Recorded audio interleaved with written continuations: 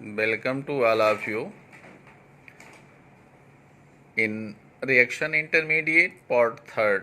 तो हम आप लोगों को पार्ट फर्स्ट और पार्ट सेकंड पहले ही बता दिए हैं। रिएक्शन इंटरमीडिएट का छोटा सा पार्ट बचा है part third, specially for BSc third year student and all competitive exam of chemistry. Most important MCQ question.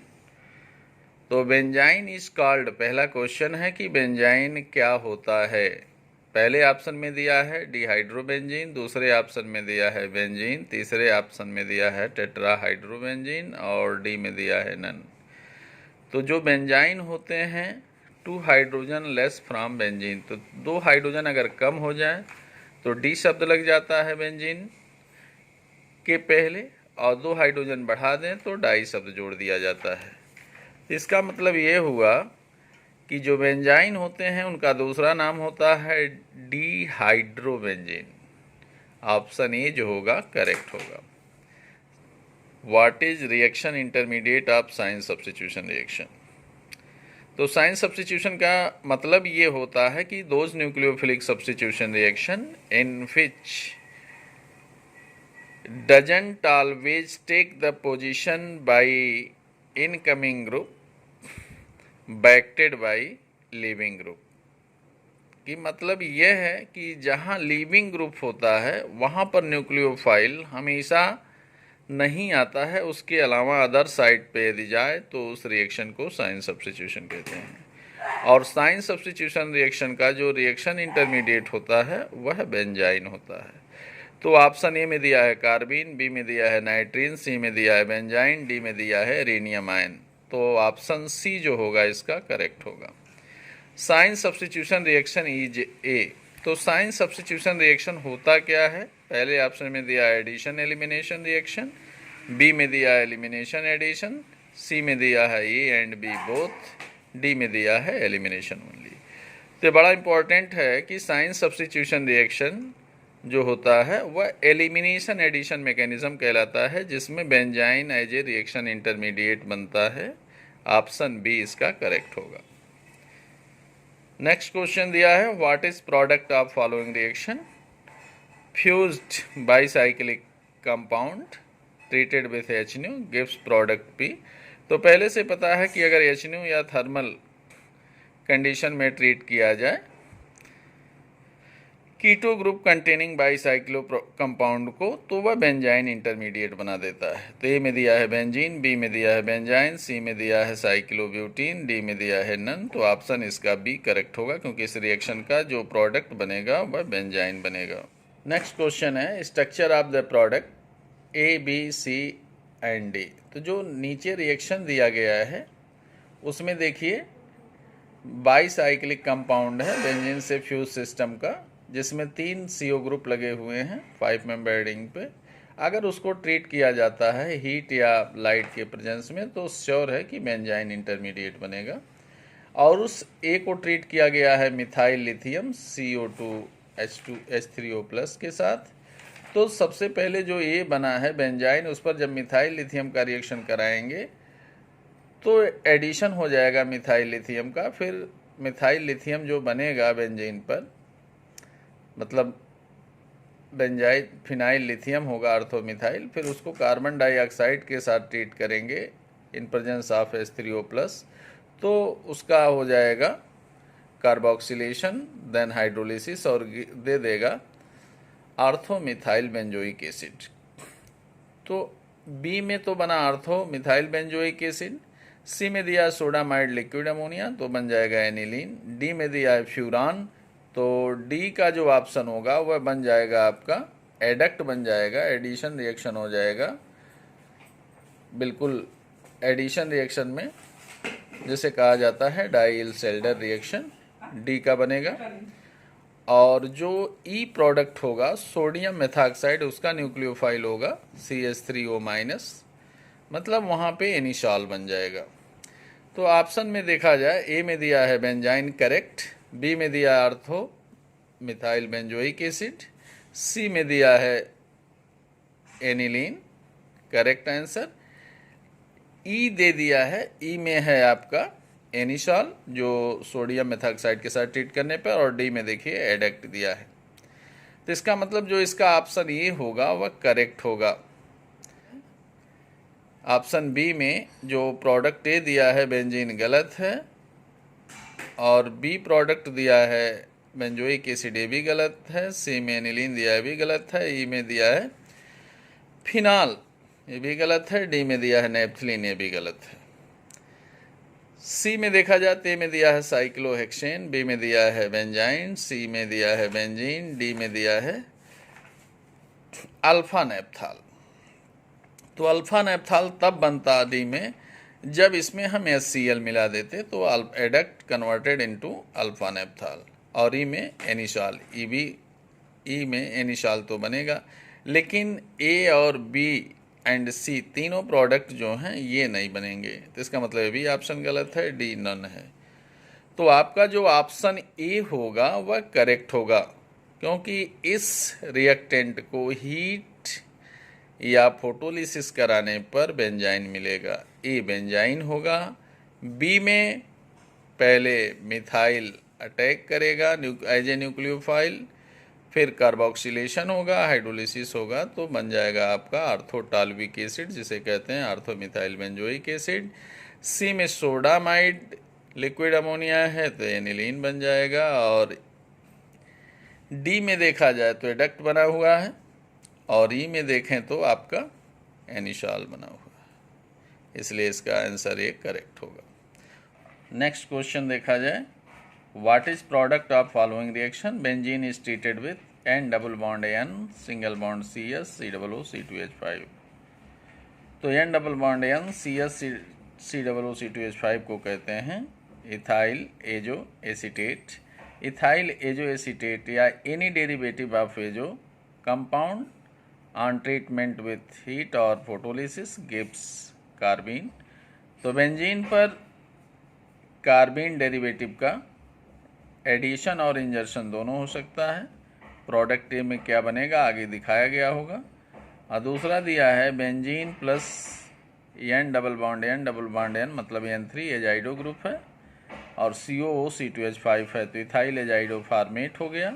तो इथाइल एजाइडो फार्मेट जो होगा वह nitrene as a reaction intermediate देगा थर्मोलिसिस या फोटोलिसिस के दौरान, और इसमें जो प्रोडक्ट मिलेगा इसमें भी साइक्लो एडिशन प्रोडक्ट और इंजर्शन प्रोडक्ट दोनों मिल सकते हैं। ऑप्शन ए में देखें आप लोग अगर तो इंजर्शन रिएक्शन हो गया है CH के बीच बेंजीन के, और दूसरा जो दिखाई दे रहा है वह भी इंजर्शन रिएक्शन दिया है बेंजीन में CH के बीच में। तो ये तो सही है, इंजर्शन देता ही है, चाहे वह कार्बीन हो चाहे नाइट्रीन हो बेंजीन के साथ। बी में देखा जाए साइक्लो एडिशन रिएक्शन दिया है, पहले बाईसाइक्लिक बनाएगा, फिर रिंग जो होगा 3 मेंबर्ड का ब्रेक हो जाएगा और यह बना देगा साइक्लोहेप्टाट्राइन डेरिवेटिव। और यहाँ पर देखिए एजीपीन बना दिया है, यहाँ भी है नाइट्रोजन लगा हुआ है 7 मेंबर्ड रिंग में, और COO C2H5। इसका मतलब ऑप्शन ए और ऑप्शन बी दोनों करेक्ट हैं। तो सी में देखें A and B both correct, D में देखें नन। इसका मतलब यह हो गया कि जो ऑप्शन सी होगा वह करेक्ट होगा।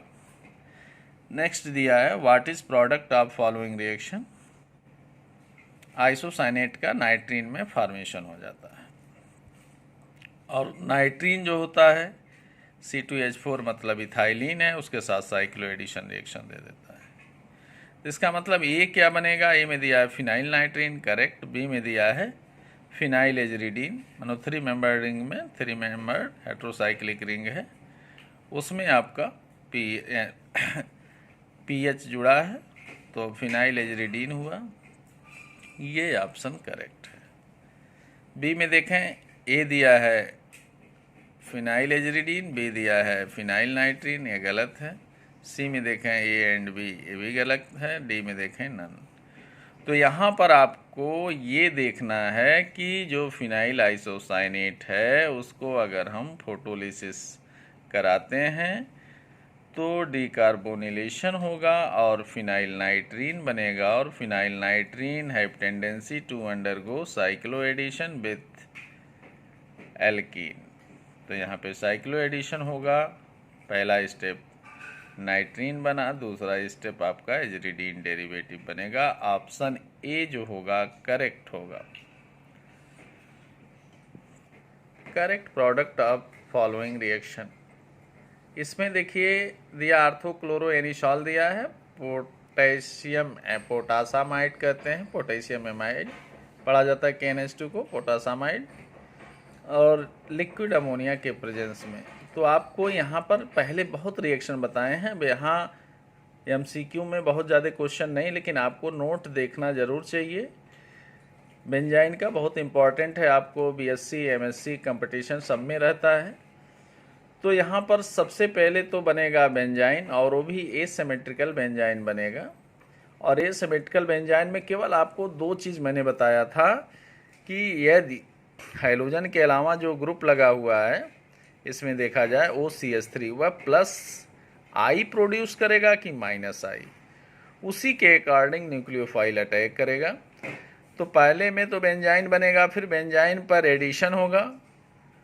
एडिशन रिएक्शन अगर आप कराते हैं बेंजाइन पे, तो अमोनिया हो चाहे NH2 माइनस हो, वह वहाँ अटैक करेगा जहाँ अटैक करने से electron more closer to the OCH3, क्योंकि OCH3 माइनस I प्रोड्यूस करेगा।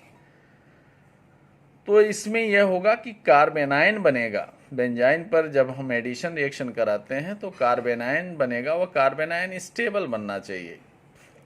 और फिर उसके बाद अगर हम आर्थो पे अटैक कराते हैं, मतलब जो बेंजाइन बनेगा एसिमेट्रिकल होगा, और उस पर जब NH2 या अमोनिया अटैक करेगा, तो अगर आर्थो पे अटैक कर जाएगा तो नेगेटिव चार्ज दूर होगा OCH3 ग्रुप से, वह डिस्टेबलाइज करेगा। अगर मेटा पे अटैक कर गया तो वह नेगेटिव चार्ज पास में बनेगा OCH3 के एडजेसेंट कार्बन पे, तो वह स्टेबलाइज करेगा। इसलिए प्रोडक्ट जो होगा इसका हर हाल में मेटा प्रोडक्ट होगा। तो आर्थो एमिनो एनिशाल गलत होगा, बी में दिया पैरा एमिनो एनिशाल, ये भी गलत होगा, सी में दिया आर्थो एंड पैरा बोथ, ये भी गलत होगा, डी में दिया मेटा एमिनो एनिशाल, ये करेक्ट होगा। इस तरह के बहुत सारे क्वेश्चंस हैं, आप उसको ज़रूर देखिए, एक कोई न कोई आपको एग्जाम में रहेगा।